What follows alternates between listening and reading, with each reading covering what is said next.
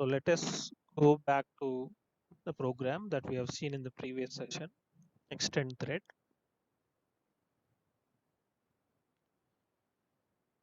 So this is a new thread class that we are creating. That name of the thread is new thread. The class name of the class is new thread class. And then this is the main method. So your program begins from the main method. That means the main thread will start executing first.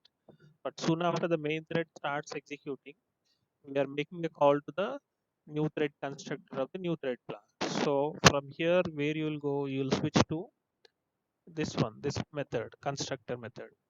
So what you're doing here in the constructor, you're making a call to the super constructor, super class constructor, that is the thread constructor. So as we know, the thread constructor receives one string parameter, which is used to give a name for the thread that is created by creating a thread class object, right? So the new thread that we are creating here will be given a name demo thread. Okay? Then uh, system.out.println, what is this doing? It is displaying a message child thread concatenated with this keyword. This keyword refers to what? The newly created thread object. We didn't give any, we didn't create any thread object directly by using the statement called thread space t is equal to new and thread constructor. That is how normally we create an object for a class, right?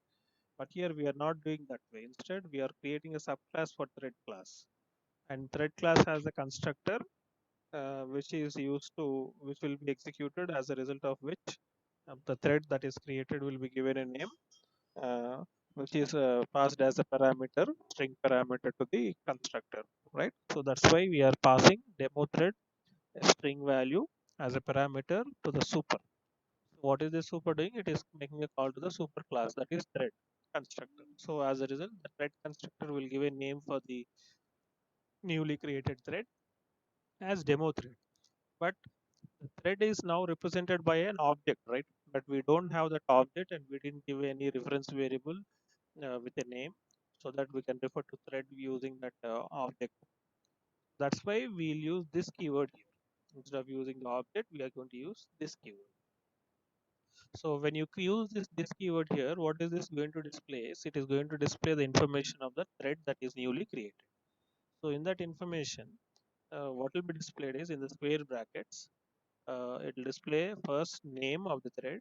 So what is the name of the thread we have given? Demo thread, and comma followed by the priority of the thread. So by default, the normal priority will be assigned, which is equal to integer value 5.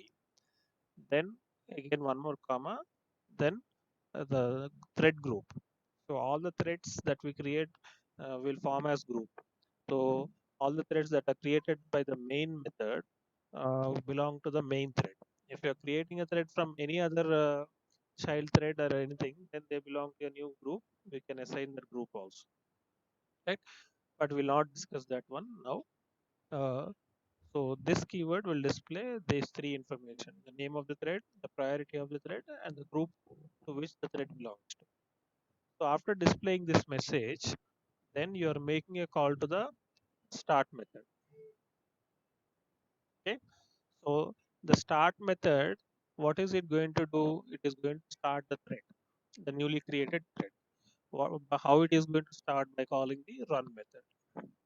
So when the run method is called, whatever code is there defined in this run method, that belongs to the child thread that we created. So what is the child thread that we created? The name of the child thread is demo thread, right? So that's why in this run method, I've written for loop which will iterate for 5 times, starting from I value as 5 till I becomes 1. And during each iteration, we'll display a message child thread concatenated with the value of I. Then after one iteration, you'll suspend the thread for 500 milliseconds. So when you suspend the thread for 500 milliseconds, then the CPU will now switch back to the main thread. And what is there after in the main thread after calling the new thread?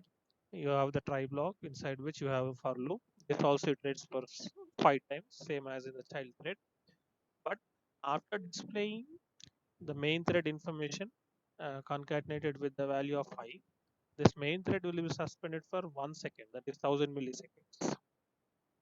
So this time what will happen again, the CPU will switch back to the child thread from where it was interrupted. So it will go to this child thread and continue with the next two iterations, because the main thread will be suspended for 1 second, right? So it will complete two iterations. It is completing two iterations till the time the main thread again resumes.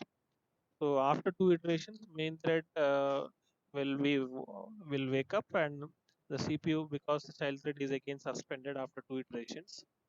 So you will switch back to the main thread, and main thread will again it complete one iteration with I value as 4, and again be suspended for 1 more second, and again CPU switches to child thread. So this time again two more iterations will be completed. So totally, first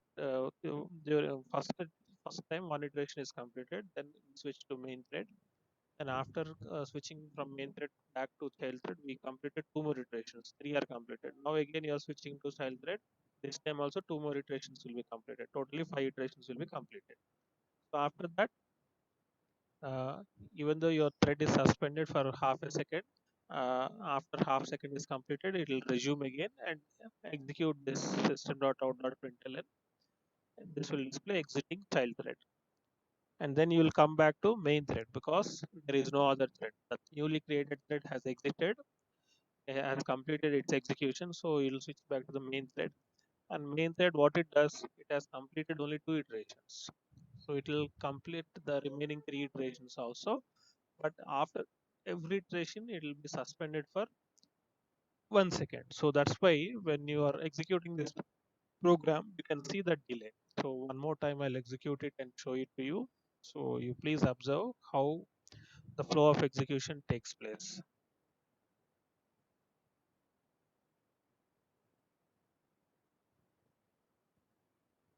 right? First, we started with main thread, but we are not displaying anything in the main thread. Main thread is making a call to the child thread. Child thread will display this message, that is information related to the child thread, like this: thread followed by, within the square brackets, name of the thread and the priority of the thread and the thread group to which the thread belongs to. And then after that, it will switch to main thread, right? So main thread will display 5, and then main thread will be suspended for 1 second. So child thread will switch to child thread. Child thread will complete two iterations, right?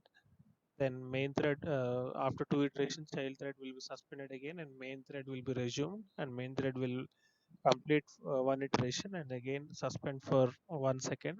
During that 1 second, we'll switch to child thread and complete two iterations, and again come back to main thread. Main thread will display 3 and again switch to child thread, and child thread will complete 1 and then display exiting child thread and come back to main thread. Main thread will display again 2, 1, and finally main thread is also exiting, because even in main thread also we have displayed a message at the end after the catch block: main thread exiting. So this is how switching takes place. So now let me show you one more execution. Let us see whether order is changing. Always the same order. First main thread will start, then switch to child thread, and again from child thread to main thread to child thread. Finally, my main thread is exiting last. You observe this point here, because main thread is the parent thread. It must be the last one to exit. Otherwise, what will happen, before child thread exits? If main thread exits, what will happen? The main even the child thread also will exit automatically, right?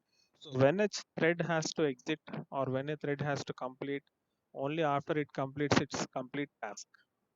Without completing its task, if the thread is exiting, then your program will not work properly. It will give you partial output.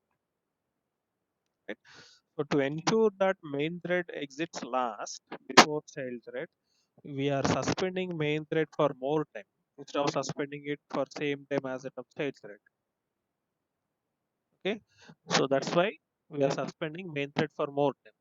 So let us see, by suspending main thread for a half second, that is 500 milliseconds. minutes.